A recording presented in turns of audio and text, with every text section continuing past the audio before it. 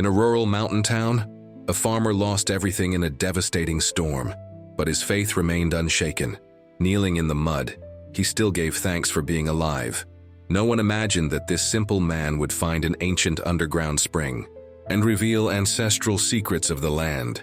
His life miraculously transformed when rare tools emerged from the past for his divine destiny.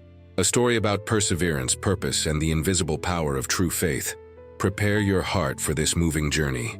Subscribe, like, and comment with your town. In a small town nestled in the mountains, a humble farmer dedicated his entire life to cultivating the land inherited from his ancestors.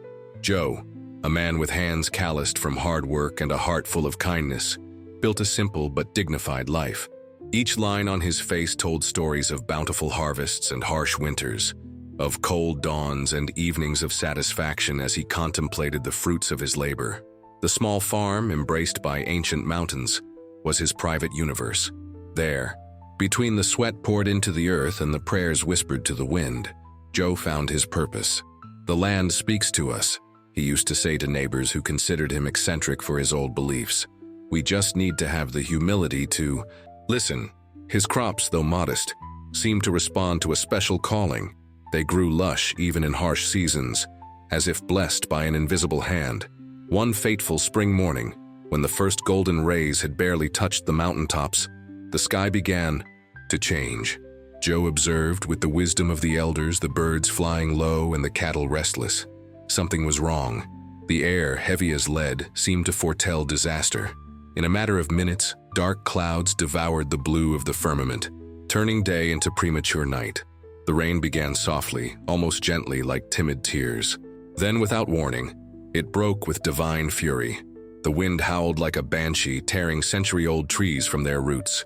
Lightning tore across the sky in luminous wounds, followed by thunder that shook the very structure of the mountain.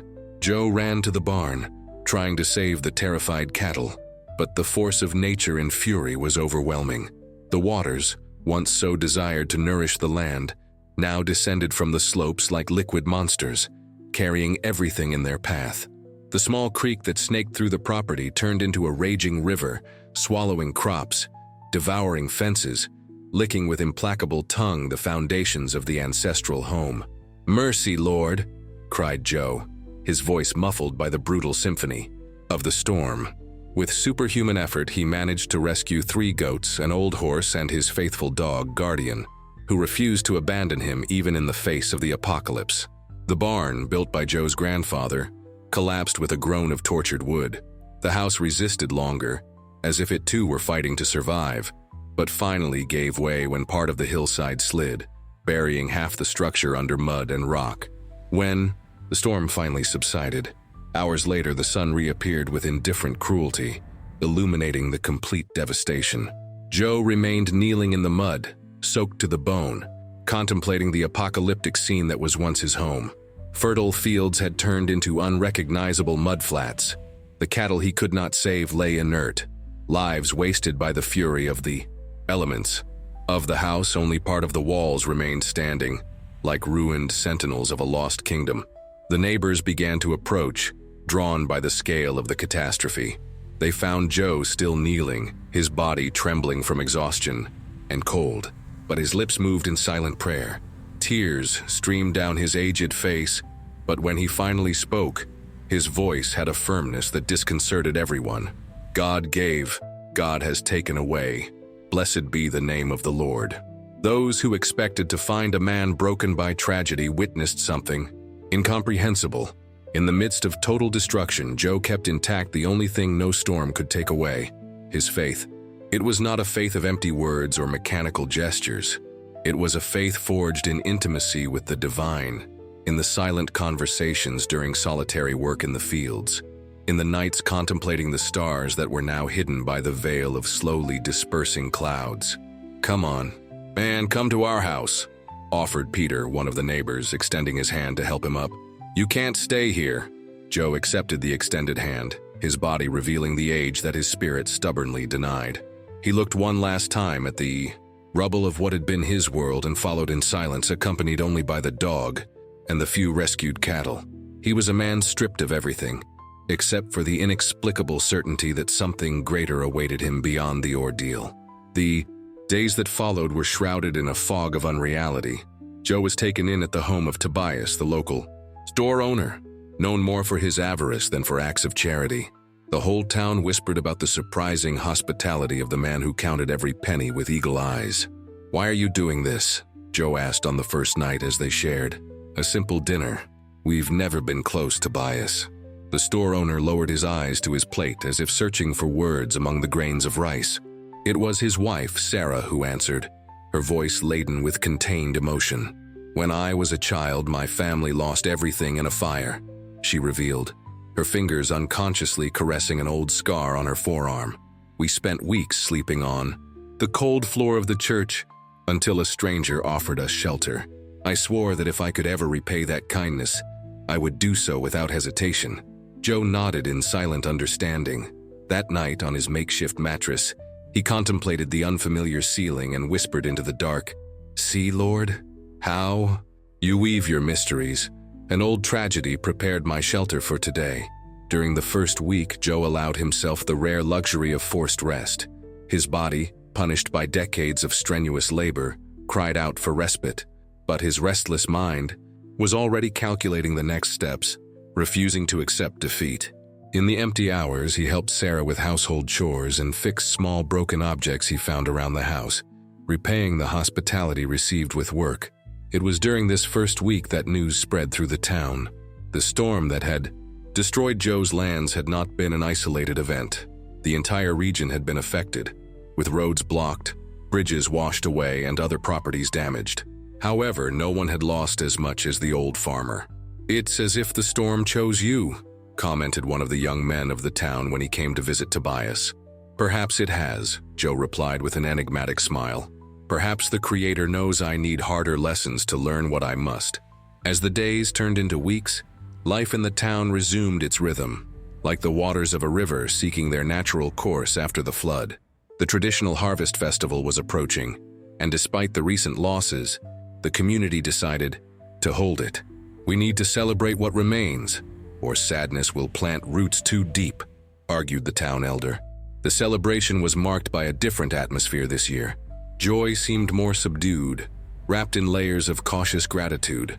Preparations for the festival were taking place in the town square, where women prepared traditional pies decorated with symbols of prosperity, while men set up a temporary altar, adorned with the first fruits of the harvest. To Joe's surprise, the organizing committee came to Tobias's house with an unusual request.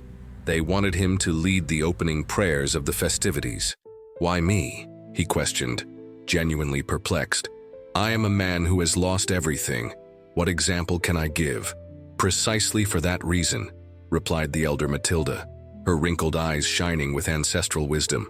"The man who remains faithful when nothing else remains is the one who truly understands the meaning of gratitude."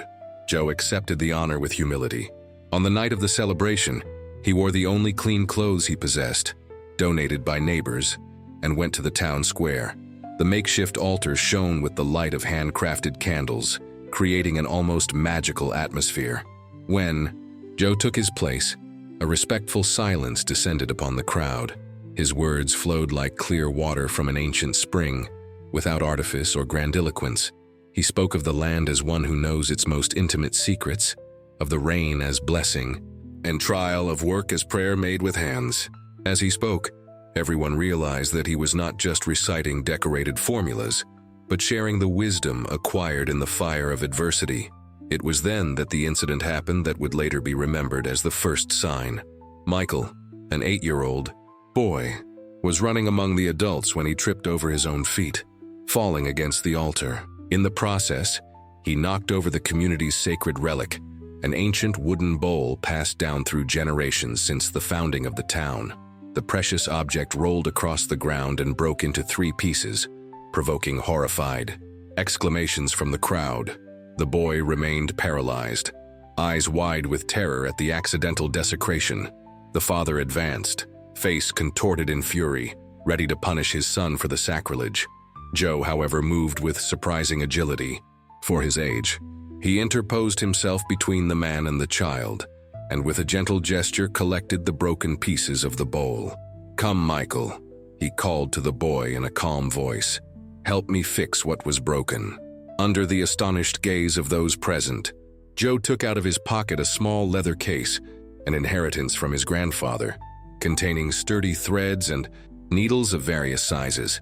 With skill born from years of repairing farm implements, he guided the boy to hold the pieces while he performed an ancient tying technique, interlacing the fragments with a complex pattern that seemed to transform the very break into a decorative element.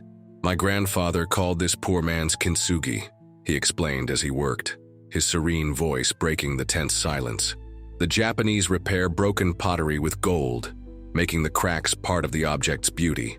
We who don't have gold use what nature gives us and transform imperfection into strength." When he finished, the bowl was not only restored to its function but transformed. The threads that now united the fragments created a pattern that resembled tree roots or veins of a leaf. Joe returned the object to the altar and, turning to the still frightened boy, ruffled his hair.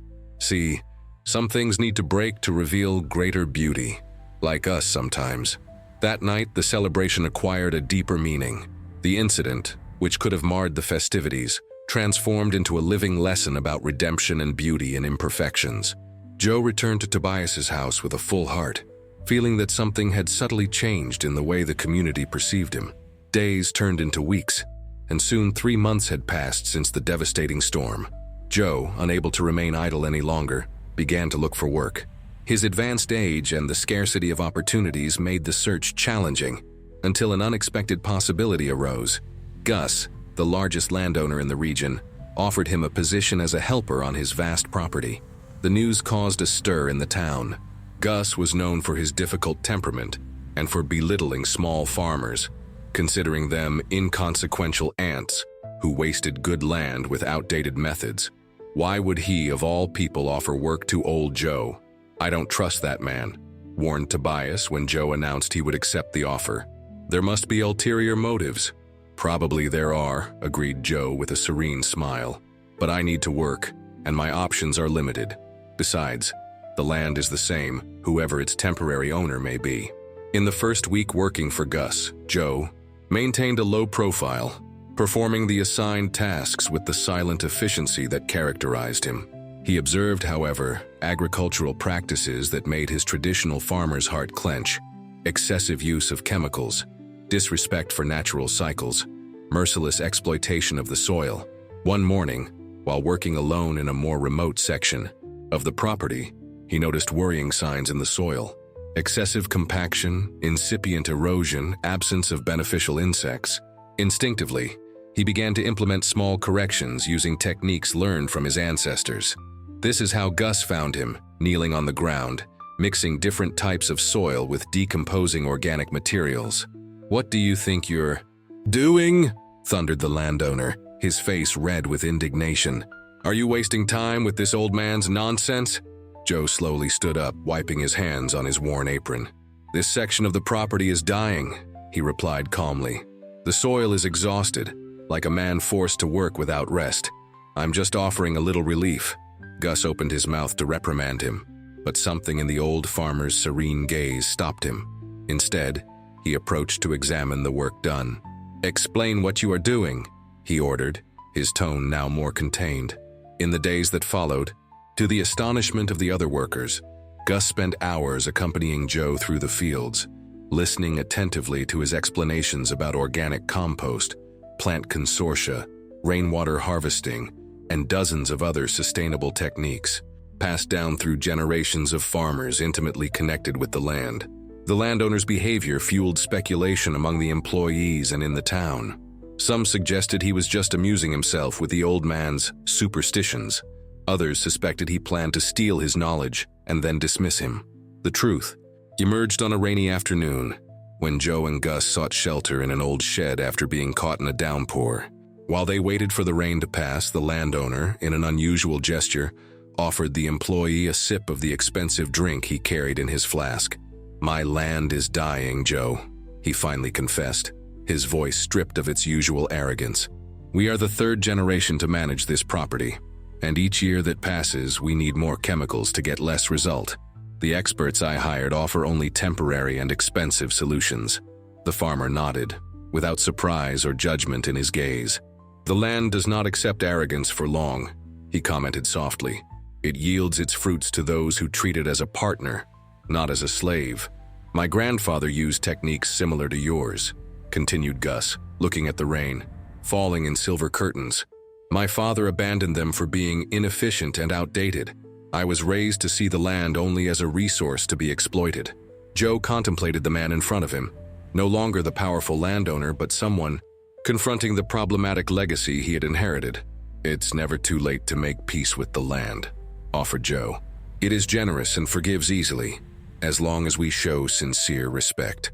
In the months that followed, an unlikely partnership blossomed between the humble farmer and the powerful landowner. Gus designated a section of his farm as an experimental area, where Joe had the freedom to implement his ancestral techniques. The other employees, initially skeptical, began to notice the difference. Plants more resistant to pests, visibly more alive soil, reduced need for artificial irrigation. Upon completing 6 months since the storm that had devastated his life, Joe faced a new challenge. A severe drought was punishing the region, drying out the already fragile land and threatening the crops. Even on Gus's farm, with its abundant resources, the situation was becoming critical. It was during this period that Joe began to dream of water. Not the furious water of the storm that had taken everything, but serene, underground, patient water. In the recurring dream, his grandfather pointed to a specific rock formation, repeating words in an ancient language that Joe did not fully understand upon waking. After several nights with the same dream, Joe asked Gus for permission to explore a neglected area of the property, a stony stretch that everyone considered unproductive. The landowner, now more open to the old farmer's intuitions, granted it. Joe spent days observing the seemingly barren terrain, studying the sparse vegetation, the configuration of the rocks, the flight of the birds. He recalled stories told by his grandfather about rivers that run under the skin of the earth, invisible to inattentive eyes. "What exactly are you looking for?"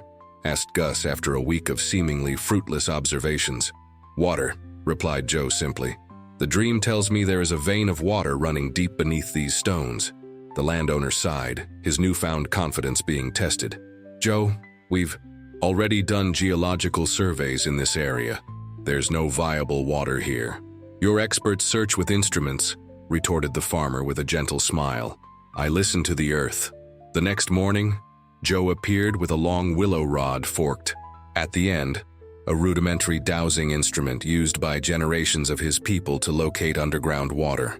Under the skeptical gaze of Gus and some workers who had gathered to watch the old man's madness, he walked slowly through the stony terrain, holding the rod with firm but relaxed hands. After almost 2 hours of methodical search, the rod suddenly trembled and pointed downwards with surprising force. Joe smiled, recognizing the sign. "Here," he announced with quiet certainty. "The water runs deep, but abundant." Gus, divided between rational skepticism and growing respect for the farmer's intuitions, authorized the excavation. There were days of hard work, with men taking turns digging at the indicated point. When many were already beginning to doubt, the stones became damp. Soon after, crystal clear water began to sprout, first in timid drops, then in a generous and constant flow. The discovery of the spring was received as a miracle by the drought-stricken community. Gus, recognizing the invaluable value of the find, surprised everyone with an announcement. He would cede the land around the spring for Joe to cultivate for a period of 1 year, as a reward for his wisdom. "The water spoke to you, not to me," declared the landowner. "It is only fair that the land benefited by it should also be yours to cultivate." Joe, moved by the unexpected opportunity to return to the work he loved, accepted the gift with gratitude. The town council, impressed, formalized the agreement. It was the beginning of a new phase in his journey. In the following 2 months, Joe dedicated himself fully to transforming the stony terrain into a small oasis. With limited access to tools and resources, he adapted by using discarded materials and improvised techniques. The spring, skillfully channeled, strategically irrigated the land, taking advantage of every precious drop. Attentive observers noticed something special in the way Joe worked the land. He didn't just plant. He talked to the soil, listened to the wind, observed the insects. Each action seemed part of an intimate dialogue with invisible forces. When asked about his peculiar techniques, he replied with disconcerting simplicity, "I'm not doing anything special. I just allow the earth to teach me how to serve it better." Upon completing 8 months of his ordeal, Joe faced his first major obstacle in this new undertaking.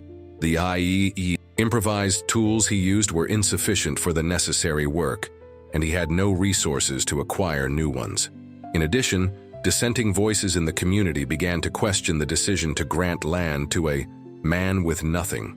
"What guarantees do we have that he won't abandon everything at the first setback?" argued Vincent, one of the most influential members of the council. "Fertile land is too scarce for sentimental experiments." The old farmer, upon learning of the criticisms, showed no resentment. "Doubts are natural," he commented to Matilda, the elder who had always supported him. "I only have my word and my work to offer as guarantee." On a particularly challenging night, with his body aching from overwork and his mind troubled by the uncertainties of the future, Joe knelt beside the spring he had discovered. The full moon bathed the clearing in silver light, giving the scene a dreamlike quality. "Lord," he prayed with the simplicity of someone talking to an intimate friend, "I don't ask for an easy life, only for strength to fulfill the purpose you have designated for me, whatever it may be.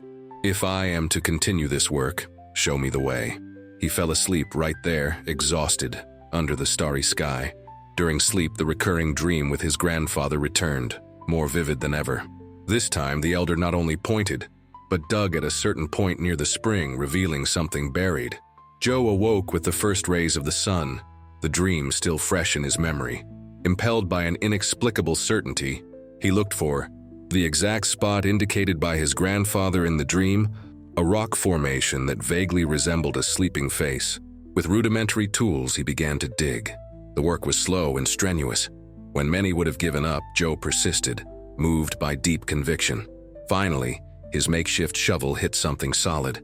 Carefully, he revealed an old wooden box, protected from moisture by layers of waxed fabric and special leaves that the ancients used for preservation. With hands trembling with emotion, he opened the container. Inside, perfectly preserved, he found agricultural tools of exceptional quality and small bags containing seeds of rare varieties, labeled in elegant handwriting with names of plants that Joe knew only from stories of the elders. The discovery seemed miraculous, precisely answering his most urgent need. Joe took the box to the town council, honestly reporting how he had found it. As they examined the contents, Matilda recognized the handwriting on the labels. "These are the seeds preserved by Elias, the wise farmer," she revealed in astonishment. "My grandfather told stories about him, a man ahead of his time who foresaw the deterioration of agricultural practices and decided to save a legacy for future generations." A yellowed note found at the bottom of the box confirmed the theory. Written by Elias himself decades earlier, it stated, "These tools and seeds belong to the one who seeks the hidden water when men have forgotten how to listen to the earth. May they be used wisely to restore the lost balance." The revelation caused a profound impression in the community. Many interpreted it as divine intervention or fulfillment of an ancient prophecy. Vincent and other skeptics tried to argue that the treasure belonged to the community, not to Joe, but the majority recognized the event as confirmation that the old farmer was destined to receive that opportunity. Strengthened by renewed support and equipped with proper tools, Joe intensified his work on the reclaimed land. The preserved seeds, planted with reverence and meticulous care, revealed extraordinary vitality. Varieties of plants that had disappeared from the region for generations returned to flourish under his care. In the 10th month after the devastating storm, the first fruits of his labor began to appear. The harvests, though initially modest, surprised with their quality and resilience. They used a fraction of the water and resources that conventional crops demanded, but offered food with more intense flavor and superior nutritional properties. The news spread beyond the town limits. Farmers from neighboring communities began to visit Old Joe's oasis, as it became known, curious to learn his techniques. The farmer, generous in his wisdom, freely shared knowledge, but insisted, "It is not enough to copy the methods. It is necessary to develop an intimate relationship with the land that is cultivated." This period of relative success brought a new twist. Joe discovered, through conversations with visitors, that Gus was systematically documenting his techniques and implementing them in other sections of the property. Even more serious, the landowner presented these methods in influential circles as his own development without mentioning their origin. The news deeply hurt the farmer, not for lack of recognition, he was a man without vanities, but for the breach of trust. Several people advised him to confront Gus, demand retraction, or even financial compensation. After a night of reflection, Joe made a surprising decision. He went to the landowner's estate and requested a private audience. Received with visible embarrassment, he observed the powerful man avoid his direct gaze. "I know what you have been doing," Joe began without preamble. "I have not come to recriminate, but to propose a partnership." Gus, prepared for denial or confrontation, was momentarily speechless. "These techniques are not my property," continued the farmer. "They were developed by generations of wise people who came before me. I am just a temporary guardian. My concern is not with my name or recognition, but with the correct transmission of knowledge." He paused, observing the impact of his words on the man in front of him. "I propose we work together, openly. You have resources and influence to disseminate these practices on a large scale. I have deep knowledge and practical experience. Together, we could benefit not only your lands, but the entire region." The proposal completely destabilized the landowner. He expected accusations, indignation, perhaps even legal threats, reactions he would know how to handle. Joe's selfless generosity, however, was unknown territory. "Why don't you confront me?" he finally asked. "You have every right to be furious." "What benefit would fury bring?" retorted Joe with simplicity. "It would waste energy that can be better applied to the work that really matters." Gus stood up and walked to the window, contemplating his vast lands. When he spoke again, his voice contained unusual emotion. "Do you know why I initially disbelieved your techniques, even seeing the results? Fear," he confessed. "Fear of appearing weak in the eyes of other landowners. Fear of admitting that the model we have defended for decades is exhausted. Fear of recognizing that a simple man, without formal education or titles, could possess wisdom that escapes us." The landowner extended his hand. "I accept your proposal. We will work together, and I will make sure everyone knows that you are the true source of this knowledge." The formal partnership between the humble farmer and the powerful landowner caused a sensation. In the months that followed, Gus's property became a center of experimentation and learning, attracting visitors from increasingly distant regions. Joe, despite his advanced age, devoted renewed energy to instructing young farmers, ensuring that ancestral knowledge was not only preserved, but adapted to contemporary needs. Upon completing a year and 2 months since the devastating storm, the town celebrated its traditional winter festival. On this date, according to ancestral customs, bonfires were lit to symbolize hope in the darkest and coldest moments of the year. The ceremony acquired special significance in this cycle, after so many collective trials. During the festival, the council announced an unprecedented decision. Joe would receive official recognition as Guardian of Ancient Practices, an honorary title created especially for him. The community, in a unanimous vote, also extended his permission to cultivate the land of the spring indefinitely, not just for the period initially agreed upon. The moment of glory, however, was briefly overshadowed by an unexpected event. At EI, the height of the celebration, as Joe emotionally thanked for the honor, a stranger pushed his way through the crowd. He wore formal clothes and carried a document folder. He identified himself as a bank representative from the big city. "I'm sorry to interrupt," he announced with cold formality, "but I have an obligation to inform you that we have identified outstanding debts of the late Josiah, Joe's father, which have never been paid. As the sole heir, the legal responsibility falls upon you." The revelation fell like a bolt from the blue. Joe, genuinely surprised, had no knowledge of such debts. The document presented, however, seemed authentic, a substantial loan taken out by his father in the last years of his life, possibly to face financial difficulties he had hidden from his son out of pride. The amount, with accumulated interest, compromises any property or asset that you own or may come to own, continued the representative, including rights to land ceded or cultivated. The celebration turned into an emergency council meeting. Friends offered financial help, but the sum was prohibitive. Joe, after carefully examining the documents, recognized his father's signature. "If he made this commitment, I must honor it," he declared, despite his heavy heart at contemplating the possibility of losing again everything he had rebuilt. In the following days, news of Joe's misfortune spread through the region.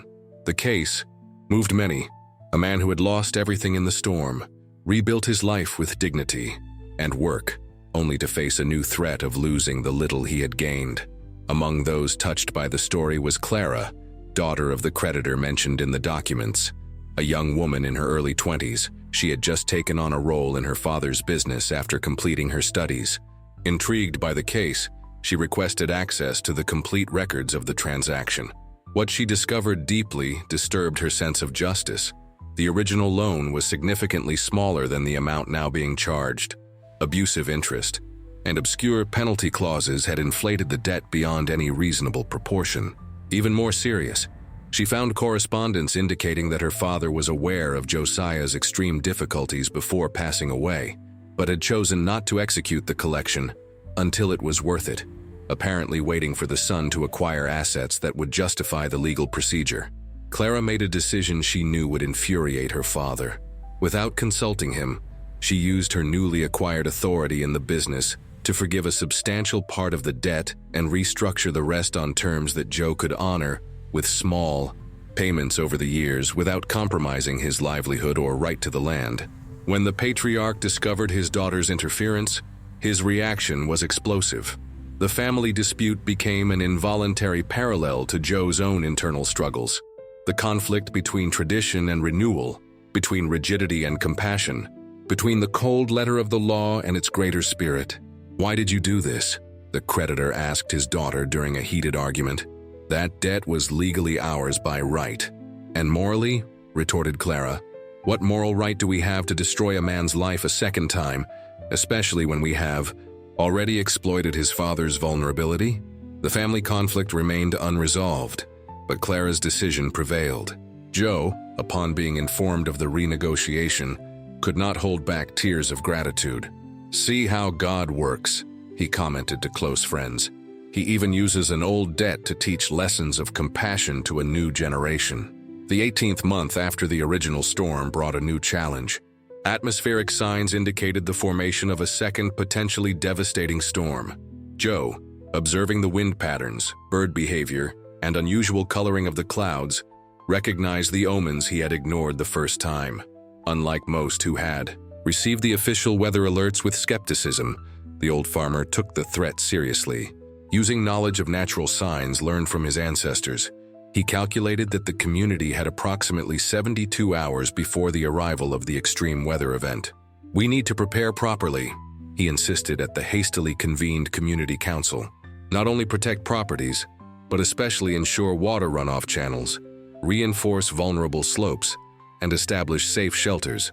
Some still hesitated to believe in the seriousness of the threat, recalling several previous alerts that had not materialized. Joe, however, spoke with the authority of someone who had already lost everything once and recognized the signs. His conviction finally persuaded the majority. In the following days, the community worked incessantly, implementing preventive measures.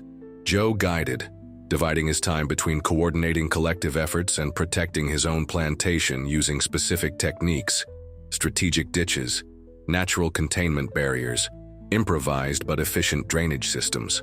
When the storm finally arrived, its fury confirmed the worst fears. Howling winds and torrential rains lashed the region for almost 30 uninterrupted hours. However, thanks to the preventive work, the damage was significantly limited. There were no human losses, and most properties remained structurally intact. Joe's plantation, protected by his ancestral wisdom, survived virtually unscathed. The drainage system he had implemented not only saved his crops, but helped to divert waters that would otherwise have flooded part of the town.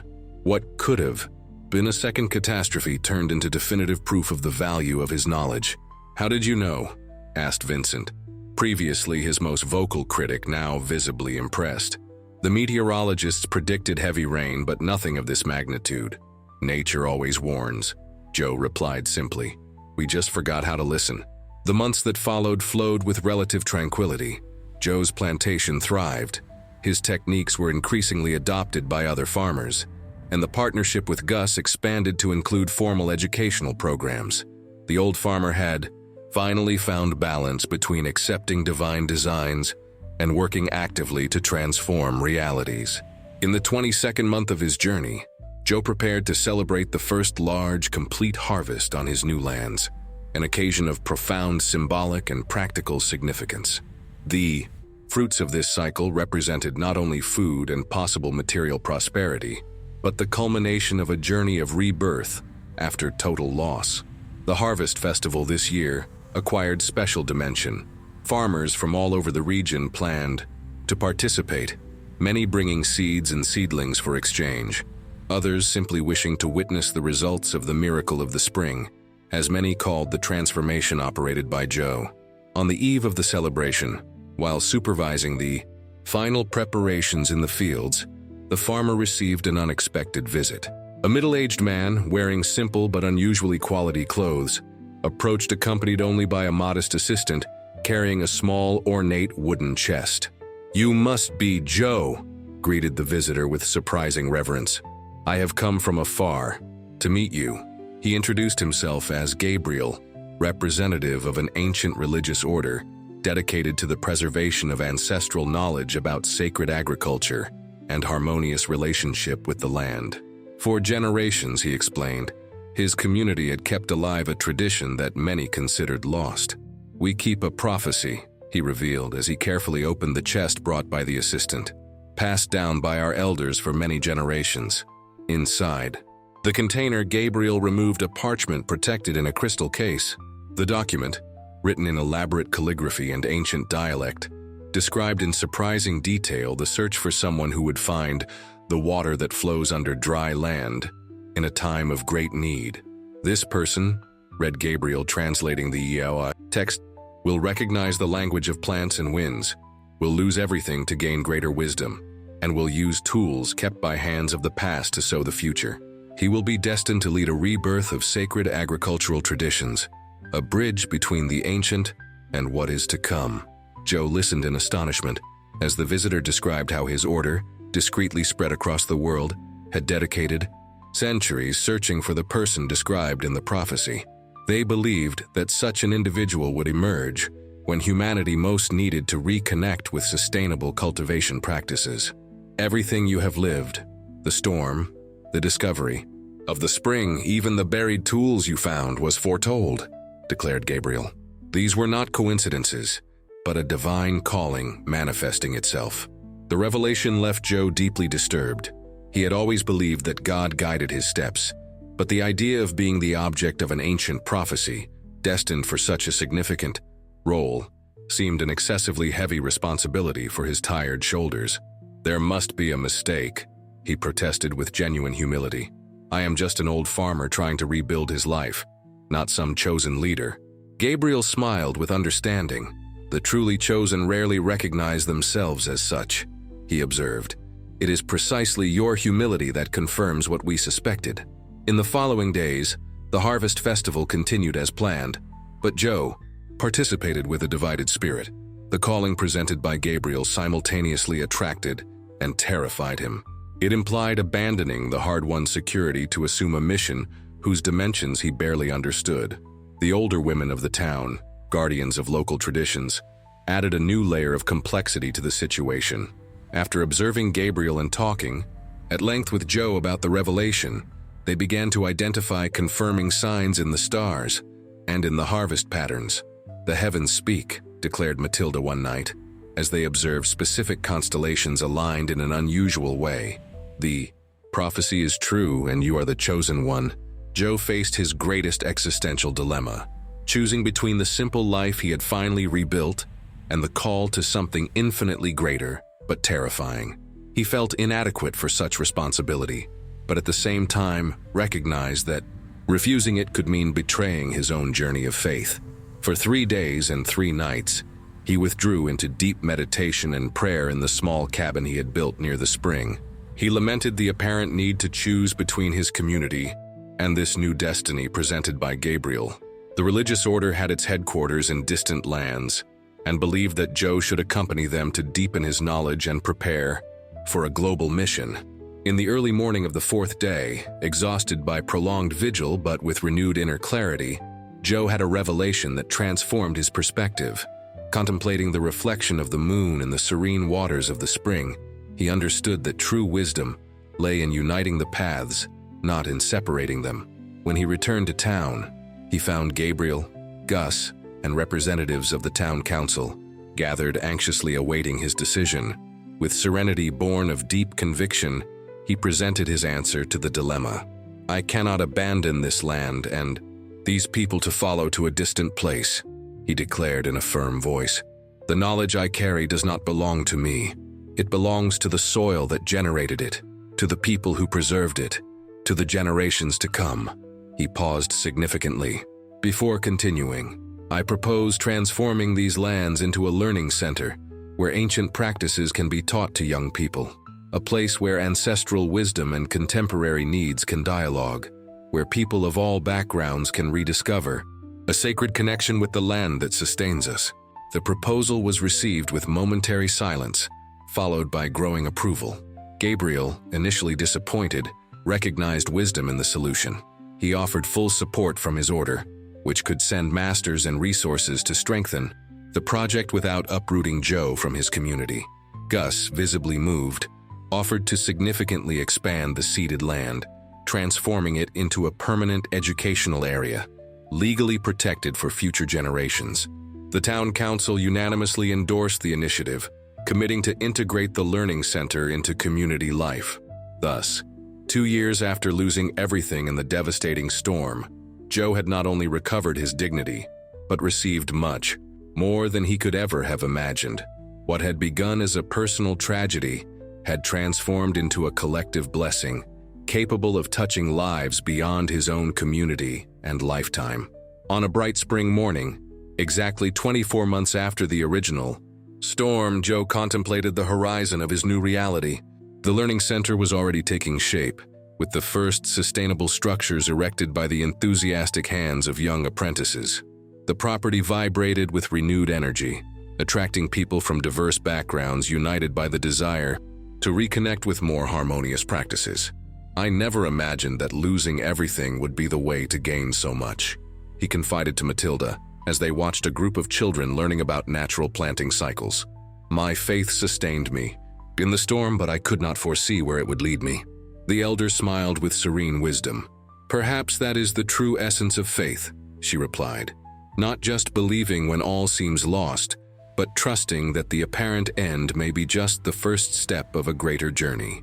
At dusk on that symbolic day, Joe gathered the entire expanded community, local villagers, newly arrived apprentices, representatives of Gabriel's order, and even the transformed Gus, for a solemn moment of gratitude.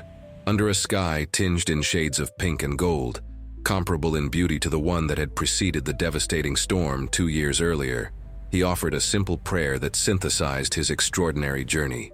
The storm that seemed a curse revealed itself as an invitation to a deeper path.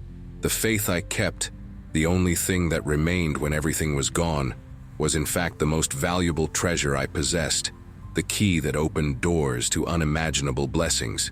May we all, when facing our own storms, remember that sometimes we need to lose the world we know to discover the world that awaits us." The silence that followed his words had an almost tangible quality, a moment suspended between past and future, between loss and renewal, between individual trial and collective purpose. It was the silence of seeds germinating in fertile soil, a silent promise of even more abundant harvests to come. The story of the farmer who lost everything but his faith and was surprised by God had transformed into a living narrative that would continue to inspire future generations, not only as an account of personal resilience, but as a testament to the transformative power of authentic faith, not as an escape from reality, but as a force capable of reimagining and rebuilding more just and sustainable realities for all.